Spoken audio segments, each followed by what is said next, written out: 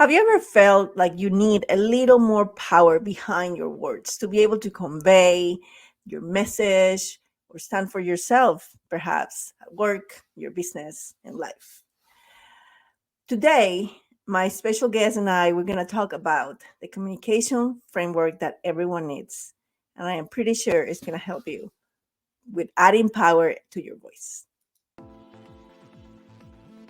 Welcome to Leading Intentionally, the podcast where we dive deep into the world of leadership transformation.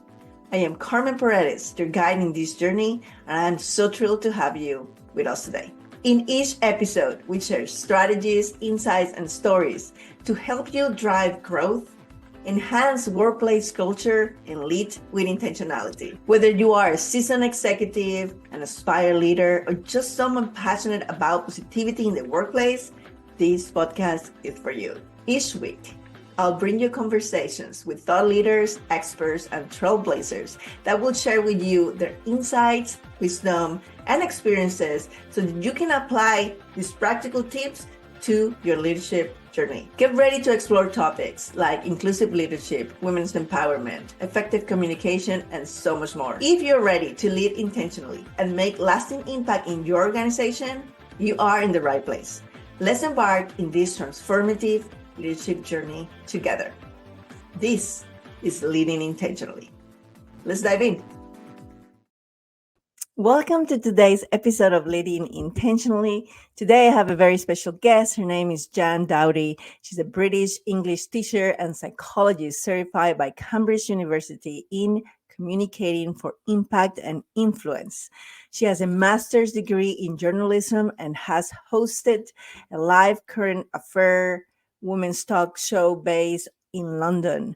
She's a member of the Dubai alumni of CISL. She's trained by award-winning TV producers in professional media presenting. She has had global experience over 20 years teaching English skills to C-suite leaders, migrant women, and refugee children. Very highly praised, intuitive, and sensitive speaker with a global vision to revolutionize the safe space narrative by shifting the focus to self-advocacy and stakeholder partnership to curate sustainable communication skills framework.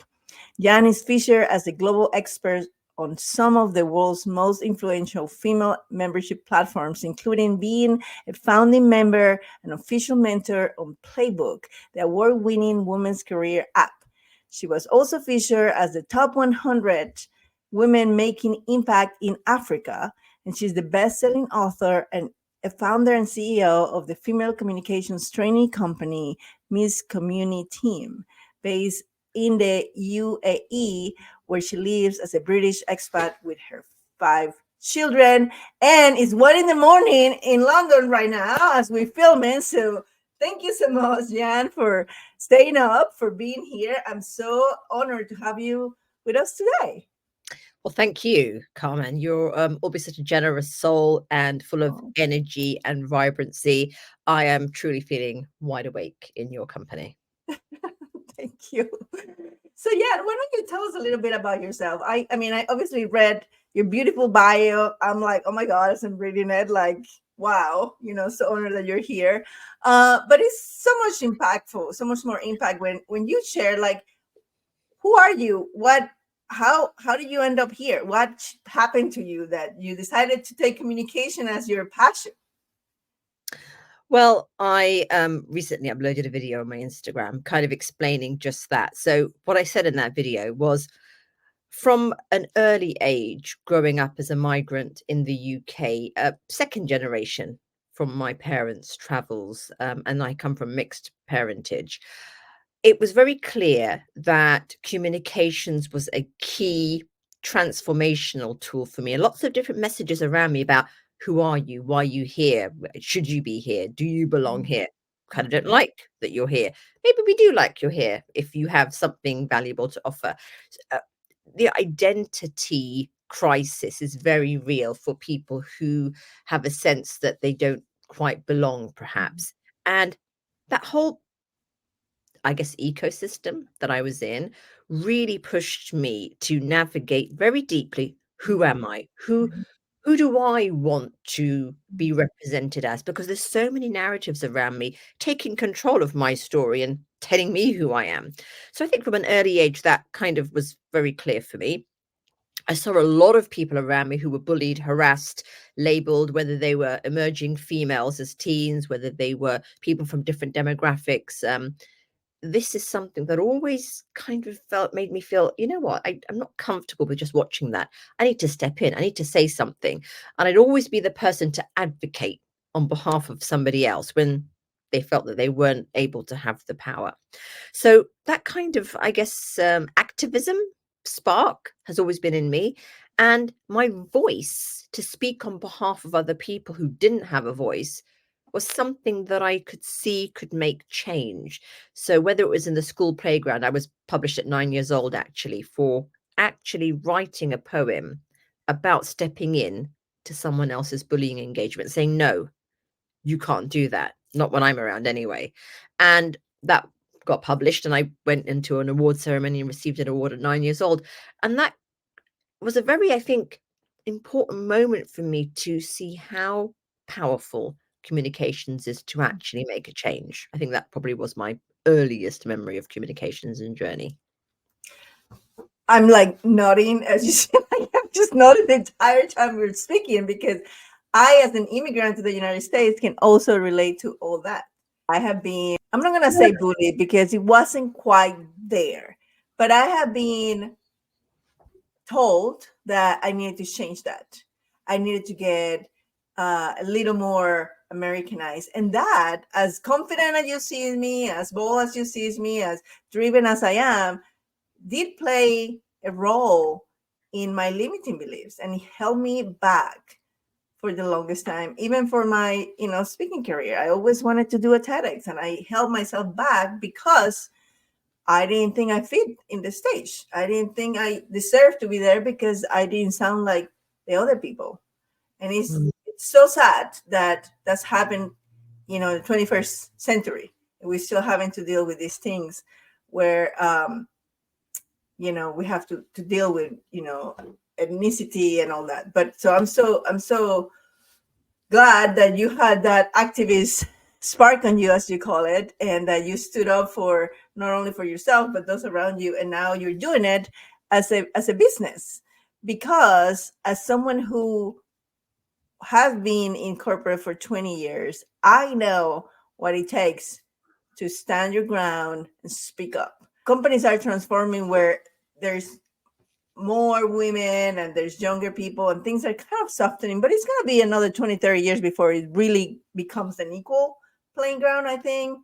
And so I think what you teach comes very handy to, our generations and the generation right following us. And so why don't you share with us a little bit about what is this framework that we're talking about that people need in order to be able to be heard? Because I think it's starting with being heard, like, or even being comfortable to actually speak, because sometimes we don't even feel comfortable to say anything. Yeah. I started my earliest sort of beyond childhood now. I navigated psychology as my first degree, and I wasn't quite comfortable with the way that communications was managed in a clinical setting. I felt it wasn't diverse enough, and it was very narrow in, for example, even management of spiritual people. In a clinical setting, you can't communicate spirituality and that sort of thing. It's not very ethical, they say. And I thought, well, no, that doesn't make sense. There are people who need that. And then moving out of that and into English language teaching. So I'm trained as a teacher for people that don't speak English as a first language, and that whole thing of accent and identity.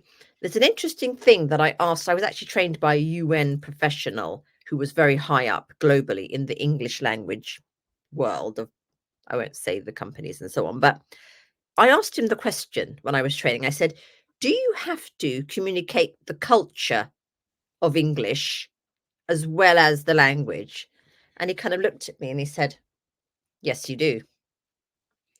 I thought, well, that's interesting. Well, first of all, I'm not going to do that. And second of all, I'm just testing you. Too bad.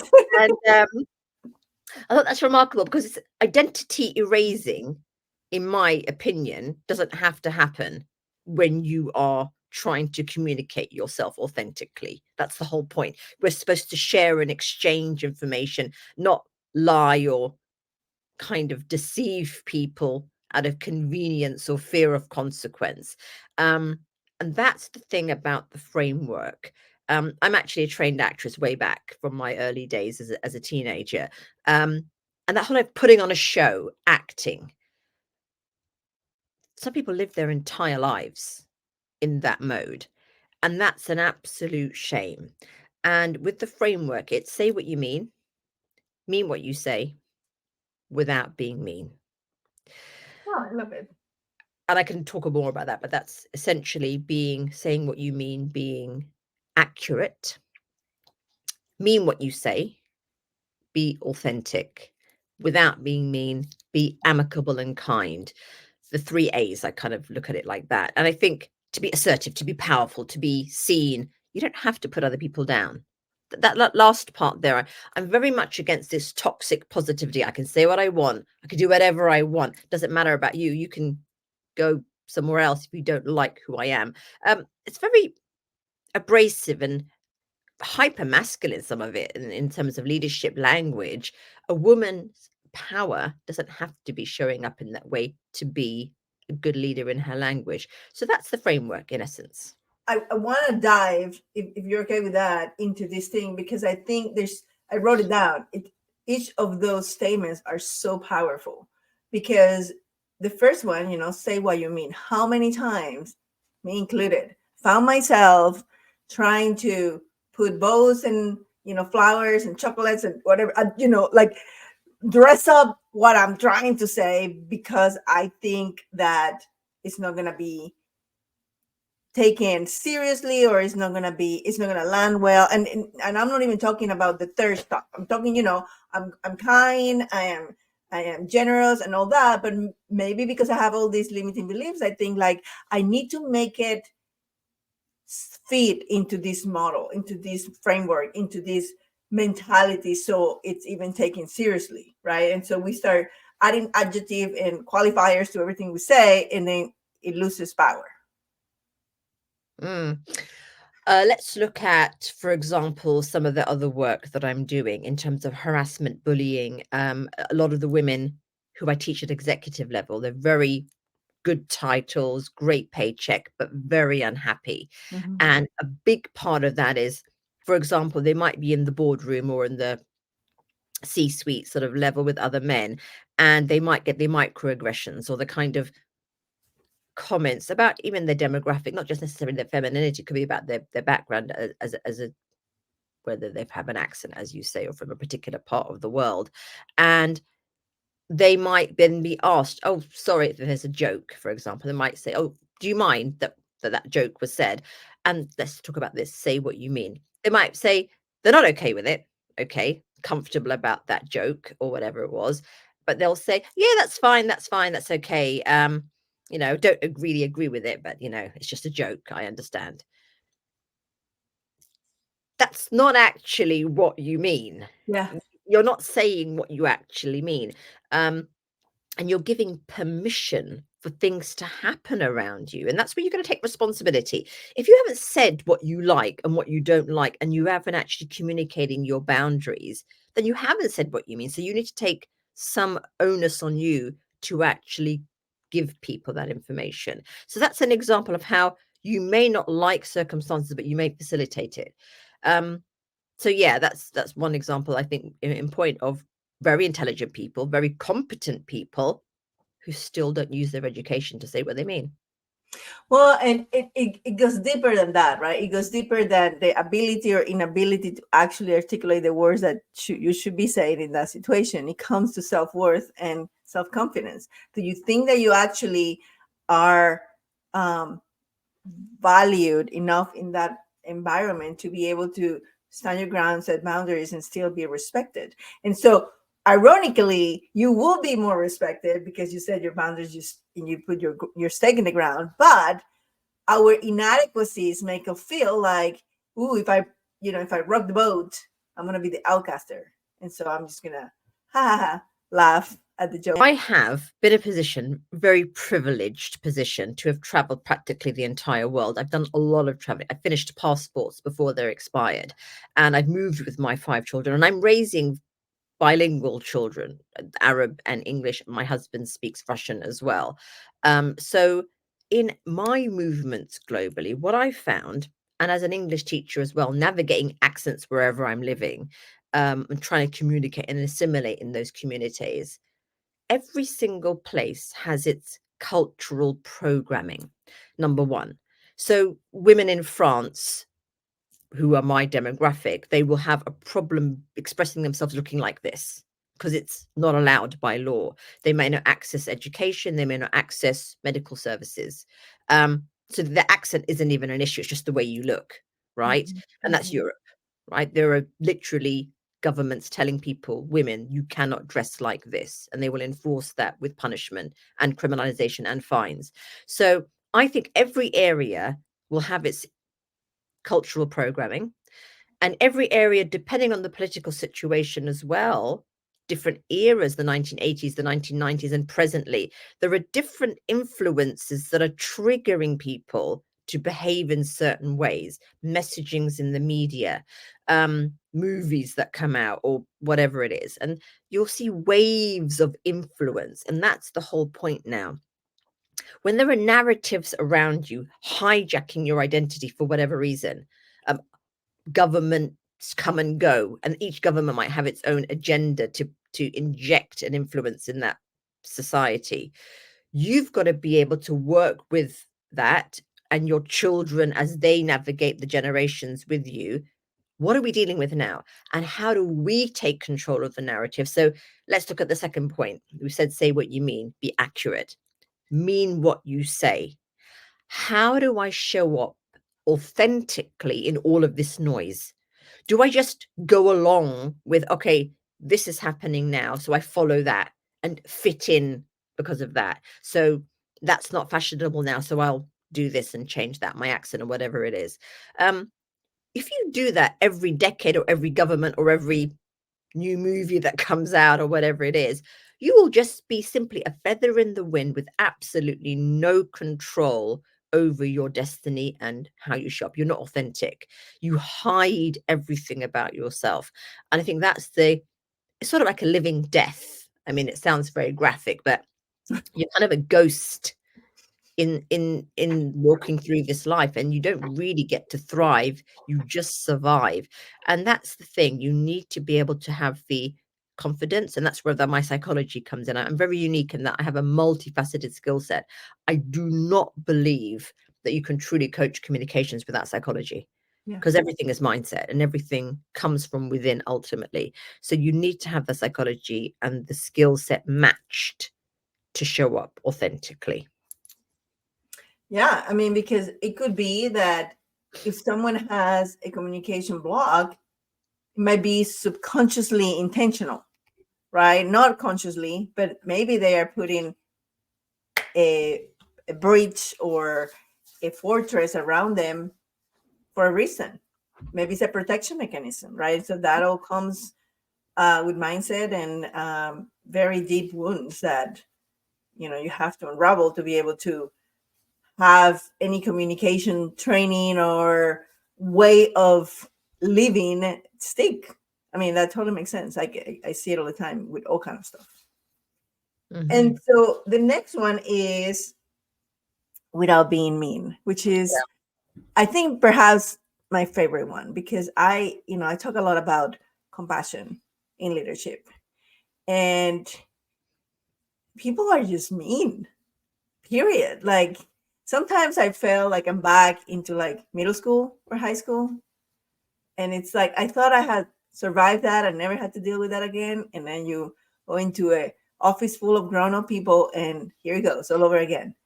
And so, how did you what tools do you give your clients to be able to stay in that core, you know uh, beautiful feeling of being kind and kindness, and being authentic and being generous and compassion, when the world is bombarding you with the opposite? Mhm. There is a very important part of the training in terms of emotional intelligence Hmm. and being able to manage your triggers and manage yourself when you are in crisis. I actually teach crisis communications. My tutor at Cambridge University, when I was being discussing communicating for impact and influence, she was a United Nations peace negotiator, and she was working in South Sudan, Darfur, one of the global major conflicts at that time. And what she actually said was that the United Nations actively recruit women in the highest conflict zones because they have a greater success rate in conflict resolution.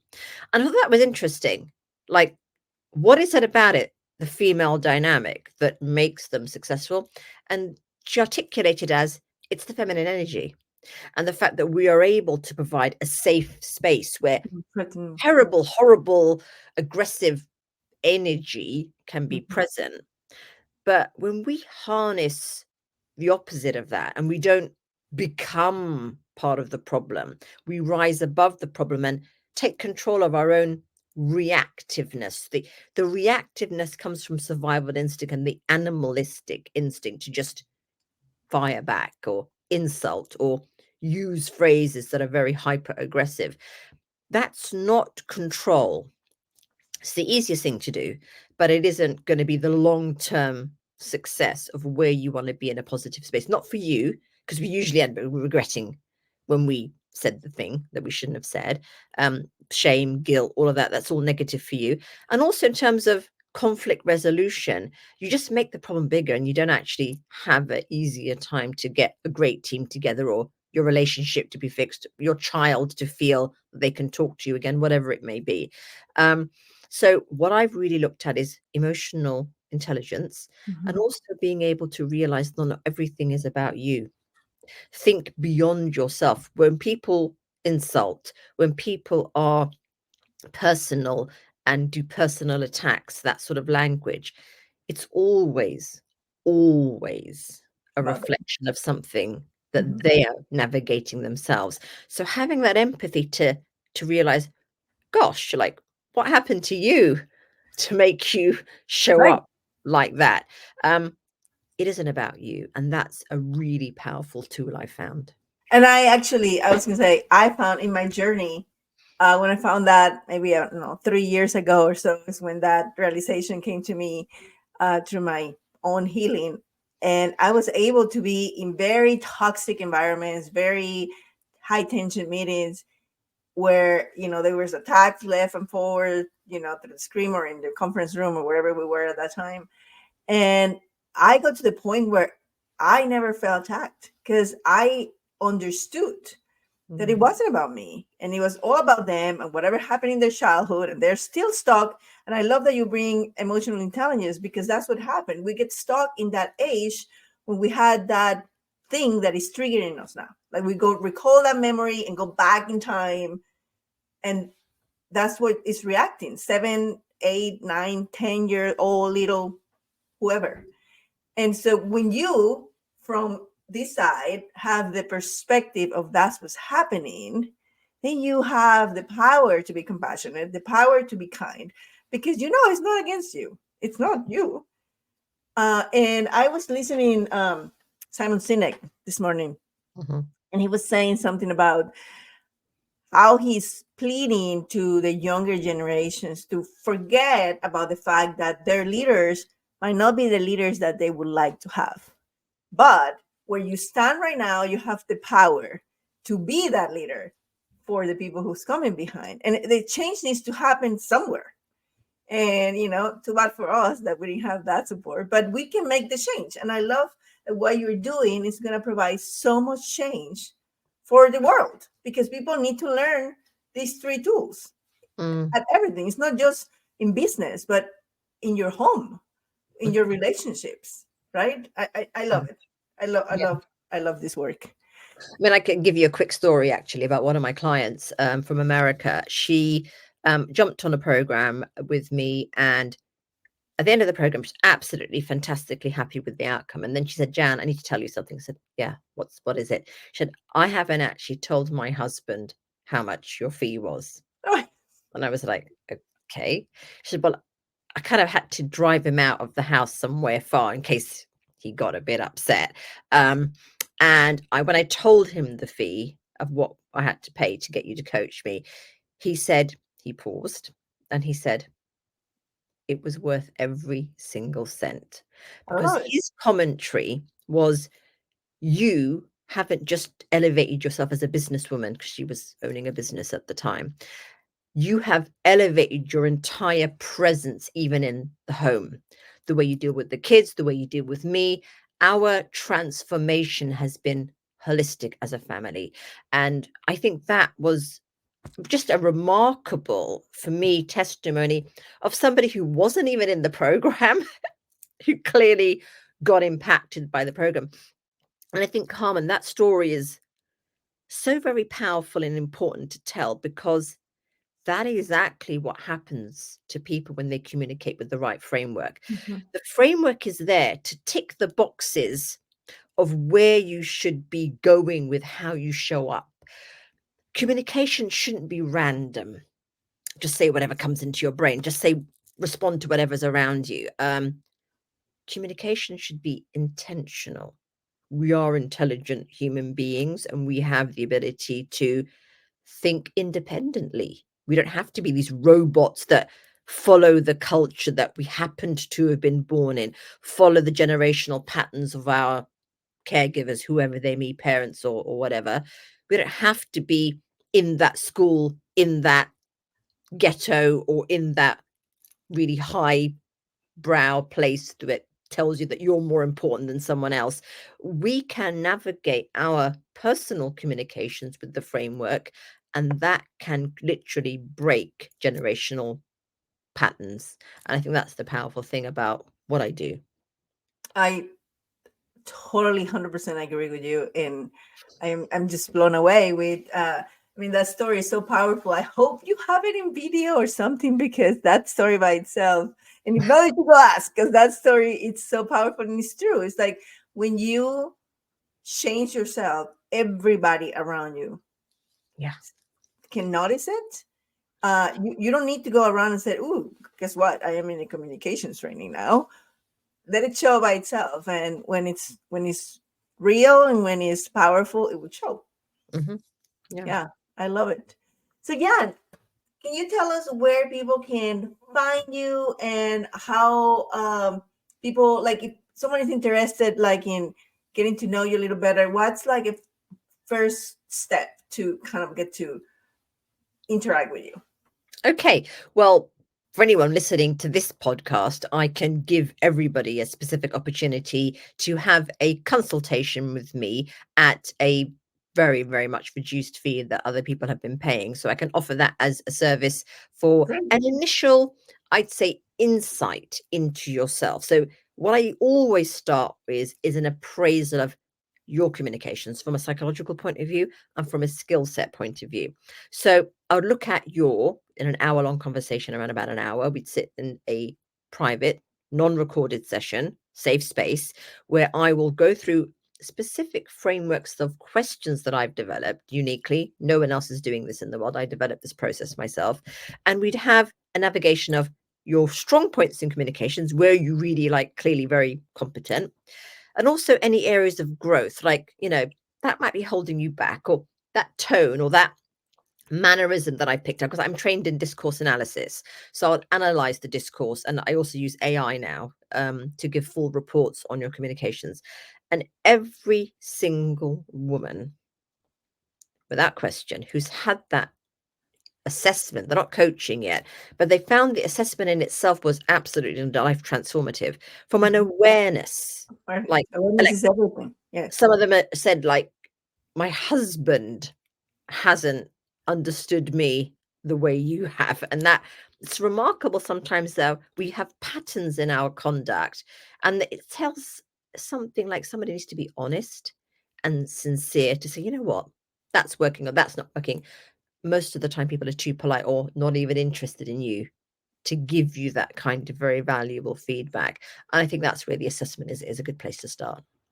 I love it. So we'll get the links. We'll put in the description of the episode, which goes to both YouTube and also in the Spotify. So if you're listening and not watching, make sure to go to the description to get that link for that amazing surprise that I didn't even know we're gonna get. So yay! So that's amazing. And then obviously, I know you're in LinkedIn. Is there any other platform that people can find you, or LinkedIn is where you hang out? Of course, I mean, LinkedIn is a major platform for me because of the kind of professional level that I coach in, but I've obviously got an Instagram account and I've got my Facebook group that I'm putting together now. I'm slightly pivoting. I do executive coaching and I have a full signature program for leadership language for women. But now I'm moving more into a new project, which is self-advocacy skills. So teaching that gap that's in the skills of how do I articulate my safe space needs? Because what I've understood is policy of those women in their ecosystems has failed them. And the people around them who knew things were happening wrong, the people fail them. So when policy and people fail you, which is the pattern that I've seen continuously in everyone's commentary, you need to step up for yourself. You need to self-advocate because you cannot sit there 1, 2, 3 years, 10 years suffering in silence. I've coached women that have literally lost their voice.